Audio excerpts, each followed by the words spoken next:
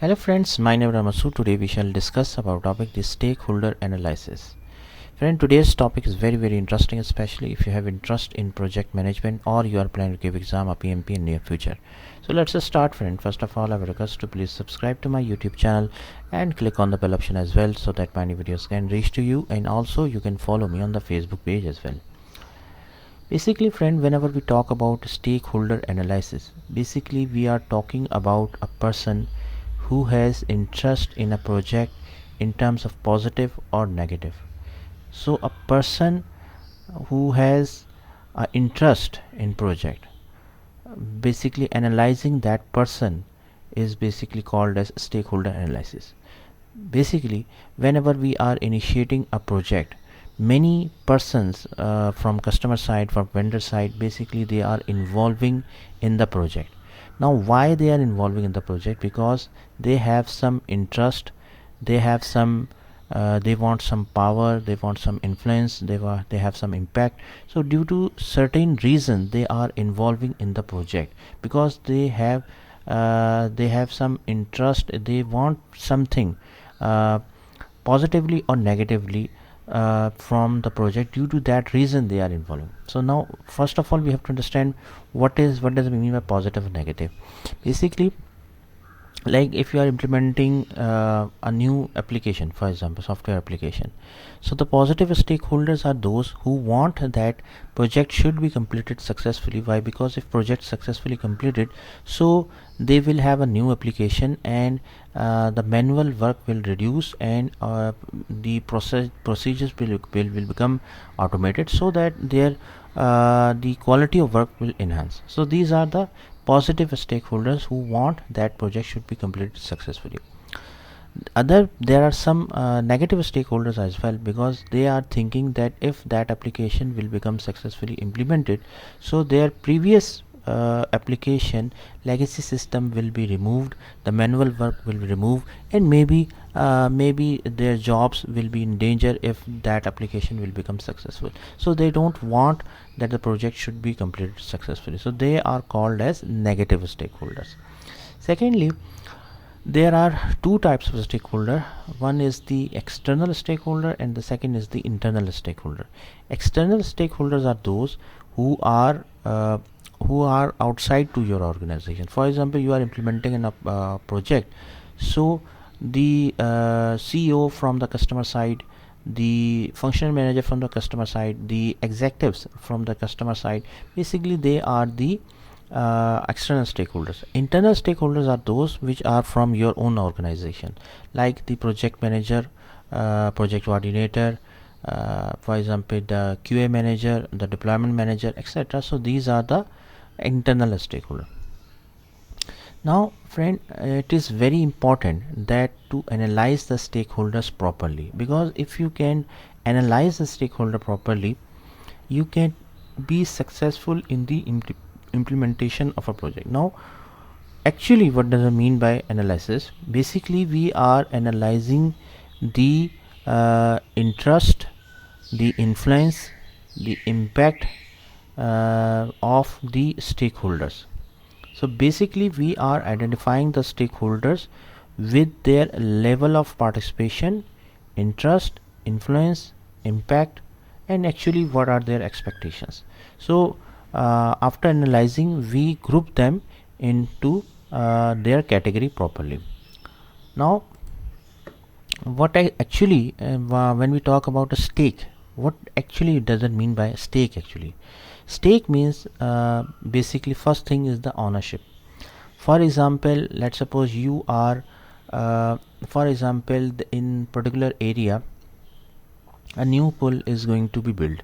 So in that case, the owners of the houses, they have to sell their houses and get the money.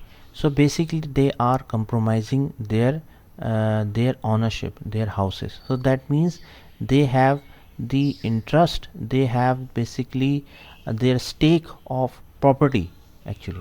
Okay, so that is called one type is the ownership. Second is the knowledge. Knowledge means that the if that particular, for example, ABC application is going to build, software application is going to build. So in that case, when the new application is building and the legacy system will be removed. So in that case, basically the stakeholders, particular stakeholder, ABC stakeholder, has to share his knowledge. So the sharing of knowledge is basically one thing. Then rights, they have to they have to give their rights. For example, few stakeholders are involved because they must have to check that their rights should not be compromised. Interest is another type of stake.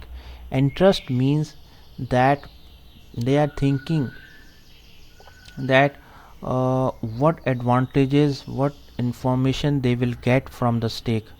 Contribution is another type of stake. That means, for example, just take it as an example, resource manager is interested, they want to check that if that particular ABC application is going to build, and due to that reason, what is the workload will come on their resources, how much they have to contribute it into the new application, for example. So this is another type of stake. So basically, when we talk about stakeholder, a stakeholder means we are talking about the ownership, knowledge, rights, interest, and contribution of the persons who are involving in the project. Now, what is the purpose of the stakeholder analysis? First purpose is that to enlist the help of key organizational players. Basically, friend, involvement of stakeholders is very important when we are initiating a project, because see, if you can properly engage the stakeholders at a very early stage of a project, you could be very successful. For example, you have initiated the project, if you can engage the CEO from the customer side, okay, at a very early stage, you can convince them that this project is very important, and secondly, you give them the confidence that you can successfully complete the project as well. So first of all, you have to identify the stakeholders, then you have to involve them at a very early stage.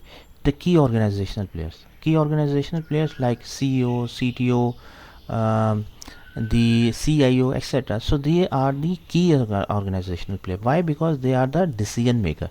If they are convinced with your work, with your knowledge, with your confidence, so they will definitely support you. If they support you, there are high chances that you can complete the project as well, because see, they are the high level resources, they are the decision maker. If they will say something, so the low level resources will also obey them. Then next is that to gain early alignment among all stakeholders on goals and plans. See, when we are implementing a project in any organization, so those resources from the customer side, generally they are already aligned, they are already working on some other projects as well. So what happened that when a new project is starting, so many people say that we are already engaged, we are already busy in some other project. So when you talk with the top level management, and so you can convince them to give a priority to that new project, so that they can complete. So if that project will be given a priority, they will align the resources accordingly, they will give time to that, they will have meeting to that, so they can complete the project. What will happen if they are not giving the priority, if they are not aligning the resources, whatever the required resources for that project, what happened, the project will definitely get failed in that case. Next is that to help address conflicts or issues early on. When we all knows that whenever 5 people or 4 people are sitting in one room, the conflicts or issues definitely arise. Issues or conflict may arise due to the difference of opinion, difference of personality, or difference of interest as well. So there are certain reasons, due to that reason conflicts or issues may arise in the project. As a being a project manager, you must have to understand that every and each person has their own interest, their own knowledge, their own rights, and their own expectations as well. So you must have to analyze it accordingly, and at a very early stage of the project, all the first of all you have to identify the conflicts and issues, and you have to address them as well. Okay. um, First of all, you have to understand the personality of the stakeholder. Many stakeholders are very aggressive. They don't listen to any other person. Many stakeholders are very powerful, but they are not very aggressive. They are very moderate, or you can say a very cool minded persons.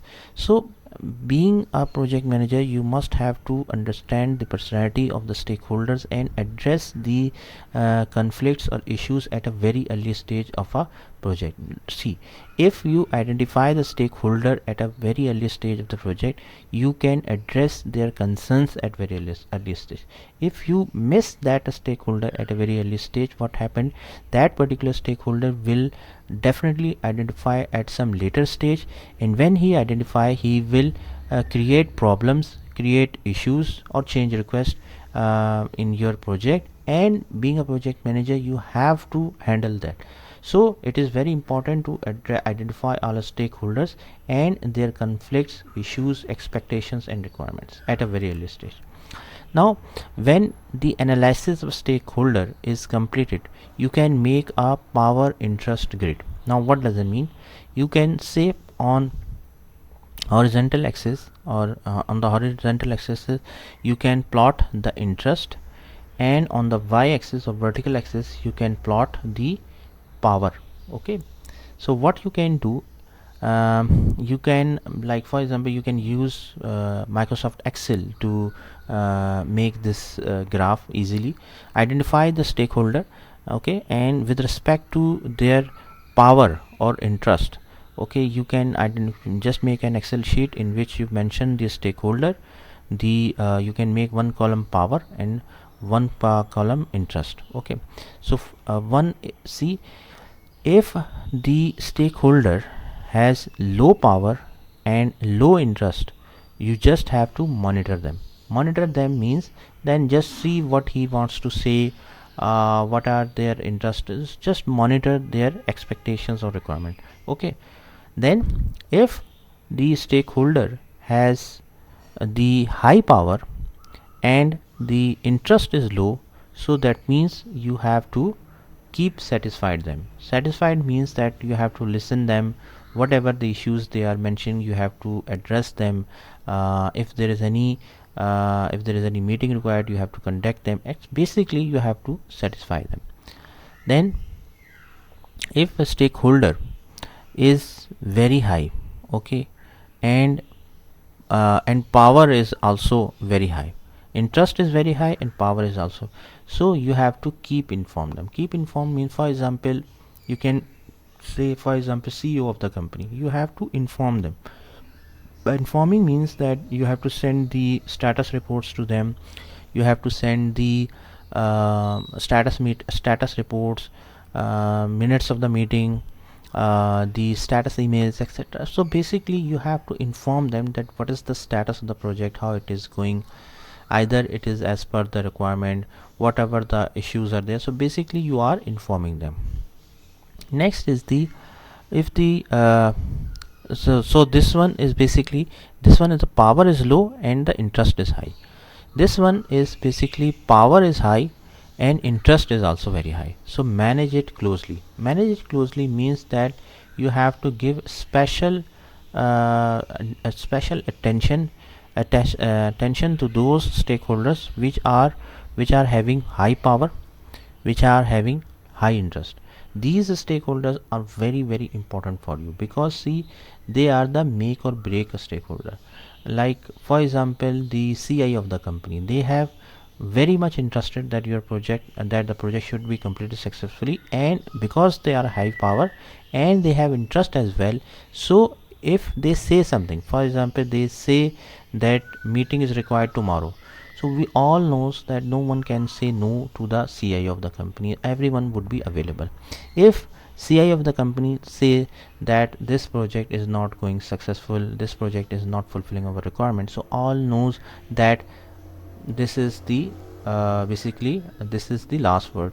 So all those stakeholders which are having very high power and very high interest, you must have to give very special attention to them, because for your project they are the most important person, and due to those persons your project could be completed successfully, and you can say it is a success, it will become a success story. So friend, thank you, thanks a lot for watching the video. I hope you like this video. If you like it, please share it with the friends and colleagues, and thanks a lot for watching the video.